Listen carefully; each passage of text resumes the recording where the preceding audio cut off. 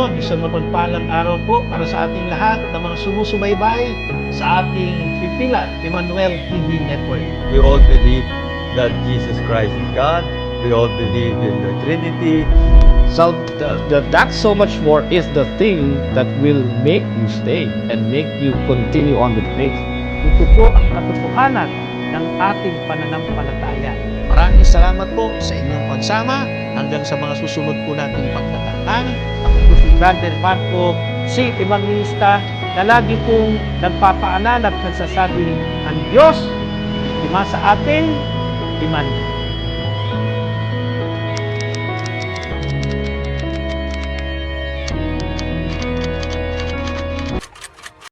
Purihin ang Panginoon. Muli, mga ginigiliw kong taga-subaybay, sabahan po ninyo ako sa mga pag-aaral natin sa ating pananampalatayang Katoliko dito po sa ating programang Defend the Faith ng Emmanuel TV Network. Ako po, si Brother Marco, si Evangelista. Alam po ninyo sa ating panahon ngayon, dahil sa social media, partikular, yung Facebook, marami po tayong mga namomonitor na mga kaganapan sa ating paligid. At isa na po dito ang nagiging kapansin-pansin ngayon.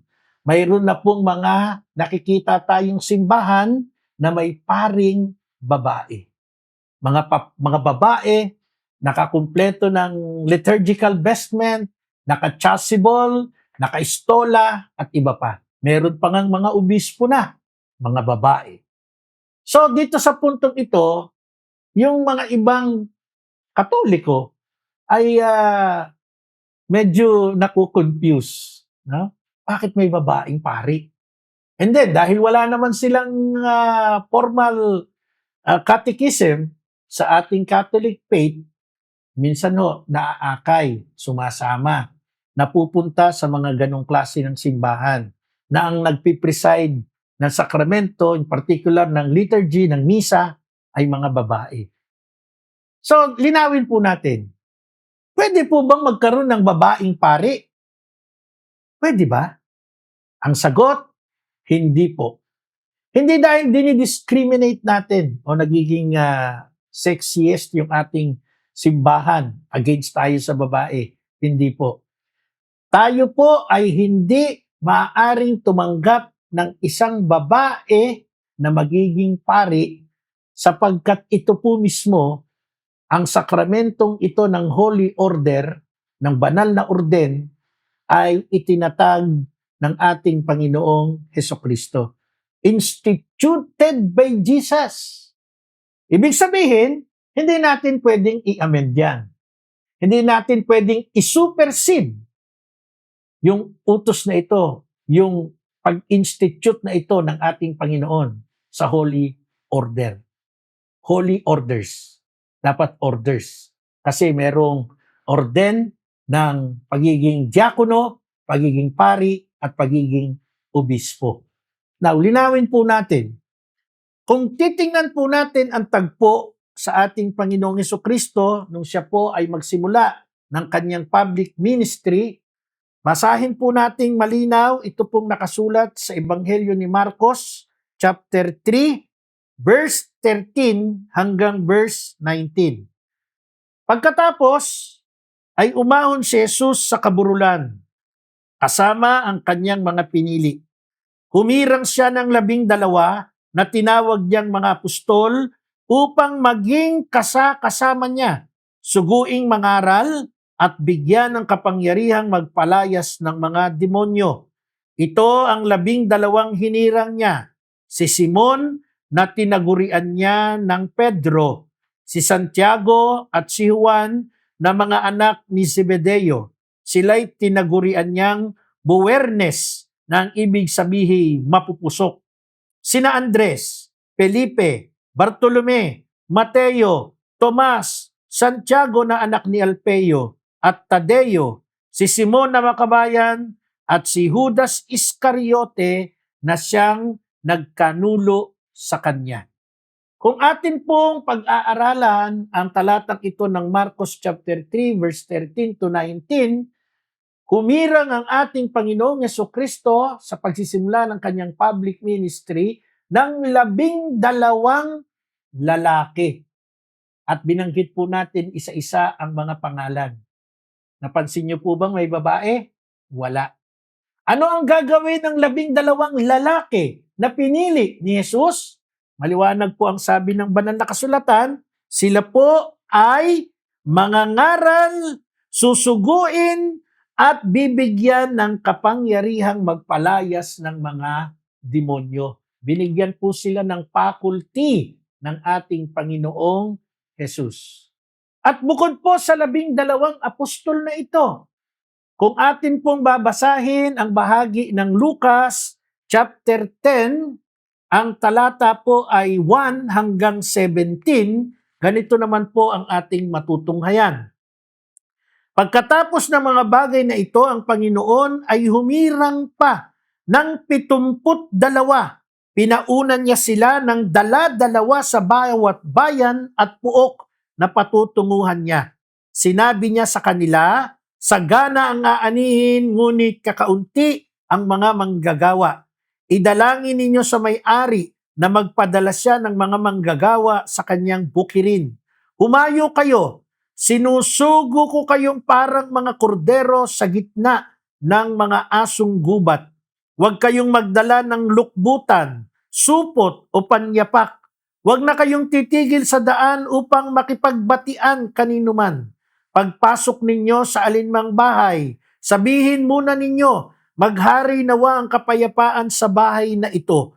Kung maibigin sa kapayapaan ang nakatira roon, sasa kanila ang kapayapaan. Ngunit kung hindi sila, magkakamit nito.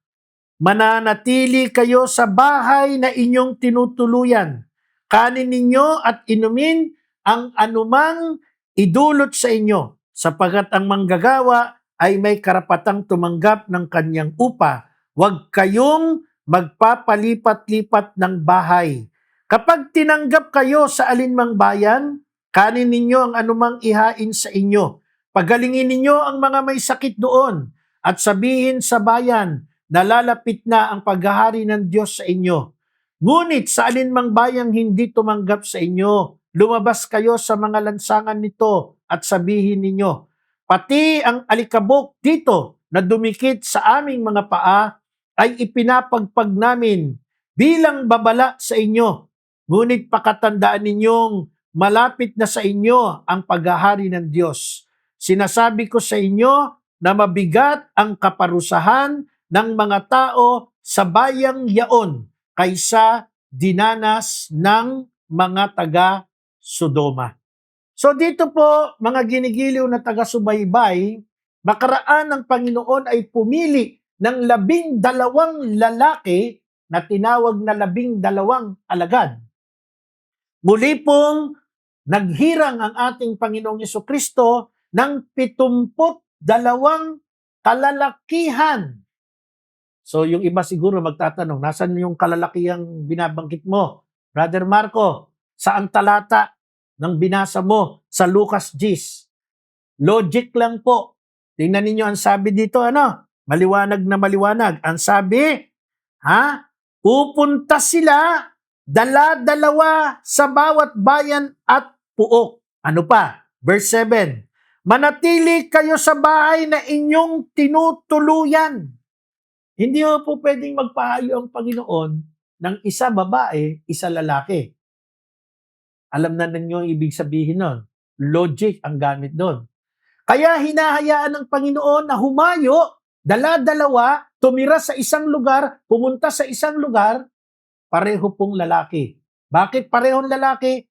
Ito po'y pattern doon sa 12 apostol na hinirang ng Panginoon. At upang maselyuhan natin na ito'y parehong lalaki, pag binasa po natin ang sulat ng Gawa, chapter 6, verse 3. Gawa, chapter 6, verse 3, ay ganito po naman ang ating matutunghayan. Kaya mga kapatid, pumili kayo sa mga kasamahan ninyo ng 7 lalaking kilala sa pagiging mabuti, matatalino, at puspos ng Espiritu Santo at ilalagay namin sila sa tungkuling ito. Mga ginigiliw kong taga-subaybay, pag tiningnan po natin yung pattern kung paano po nabuo ang 12 apostol at titingnan natin yung pagsugo sa 72 pa. Dito po sa Gawa chapter 6 verse 3, sinelyuhan. Bakit? Ang liwanag po ng instruction ng mga apostol. Pumili kayo sa mga kasamahan ninyo ng 7 lalaki. Wala pong nagsuggest na baka pwedeng may babae. Wala po. Bakit?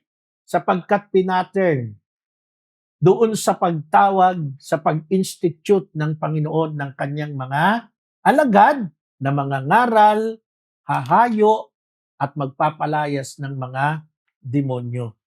Ngayon, bibigyan siguro ng kahulugan ng iba. Ay, grabe naman yung inyong paniniwala. Ang Diyos ay makatarungan. Ang Diyos ay pantay-pantay tumingin sa lahat. Totoo po yan.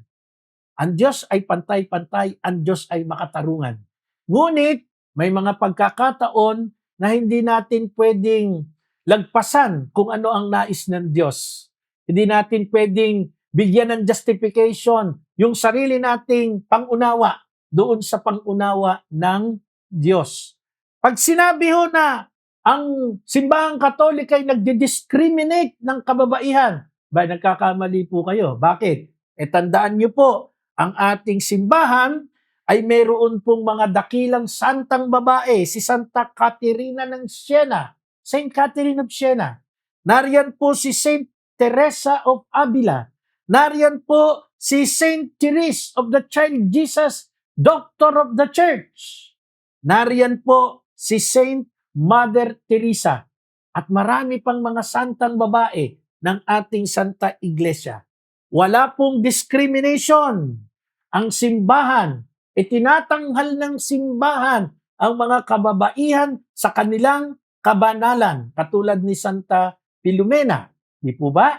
So pag sinabing masyadong dinidiscriminate, mali po yung attacking iyon. Sapagkat ang ating pagtitiyak na ang mga magiging apostol, magiging pari ng Panginoon sa kanyang simbahan ay alinsunod sa kanyang nais, ito po ay klarong-klaro na mababasa natin sa bahagi ng unang aklat ng Timoteo, chapter 2, verse 12. Ano po ang sabi ng 1 Timothy chapter 2, verse 12?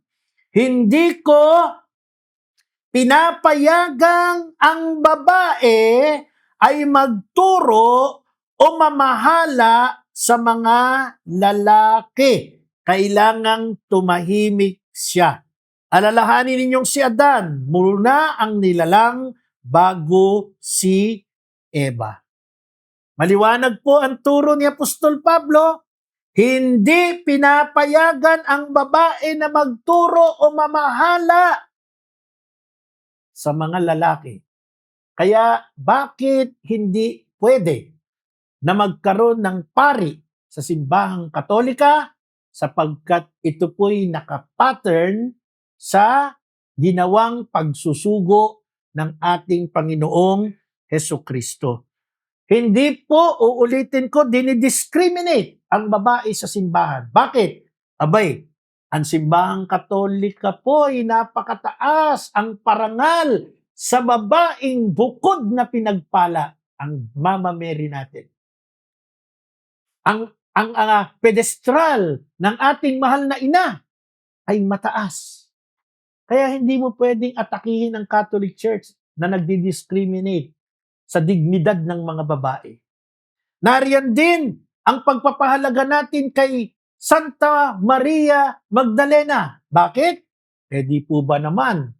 Bakit hindi natin siya i-recognize? Siya po ang isa sa babae, unang babaeng nakakita doon po sa pinaglibingan ng ating Panginoon nung siya po ay nabuhay na mag-uli. Kasama niya si Juana, si Mariang ina ni Santiago at ang iba pang mga babae. Ito po ay makikita natin sa Ebanghelyo ni Lucas, chapter 24, verse 1 to 10. Mas maganda basahin natin para maging klaro sa ating lahat na ang mga kababaihan ay hindi po nawawalan ng dignidad. hindi po nawawalan ng partisipasyon sa simbahang Katolika. Lucas chapter 24 verse 1 to 10. Umagang-umaga ng araw ng linggo, ang mga babae nagtungo sa libingan, dala ang mga pabangong inihanda nila. Nang dumating sila, naratnan nilang naigulong na ang batong nakatakip sa pintuan ng libingan. Ngunit nang pumasok sila, wala ang bangkay ng Panginoong Yesus. Samantalang nagugulo ang kanilang isip tungkol dito, nakita nila't sukat sa tabi nila ang dalawang lalaking nakasisilaw ang damit. Dahil sa matinding takot sila'y lumuhod, sayad ang muka sa lupa. Tinanong sila ng mga lalaki, bakit nyo hinahanap ang buhay sa gitna ng mga patay? Wala na siya rito, siya'y muling nabuhay. Alalahanin ninyo ang sinabi sa inyo nung nasa Galilea pa siya. Ang anak ng tao ay kailangang may pagkanulo sa mga makasalanan at may pako sa krus at sa ikatlong araw ay muling mabuhay. At naalala ng mga babae ang mga sinabi niya. Pagbalik nila mula sa libingan, isinalaysay nila ang lahat ng ito sa 11 at sa iba pang kasama nila. Ang mga babaeng ito'y sina Maria Magdalena, Juana at Maria ang ina ni Santiago. Sila at ang iba pang mga babaeng kasama nila ang nagbalita nito sa mga apostol. Dito po'y makikita natin, mga giliw na taga-subaybay, ang importansya ng mga babae sa loob ng Iglesia Katolika. Dangat nga lamang, hindi po pwedeng sila ihirangin bilang mga pari sapagkat si Kristo Jesus na nagtayo ng kanyang simbahan, ang hinirang ay pawang kalalakihan. Kaya hindi pwedeng magkaroon ng babaeng pari. Maraming salamat po sa inyong pagsama at ako po si Brother Marco Evangelista, laging nagpapaalalang ang Diyos ay sumasa atin, Emmanuel.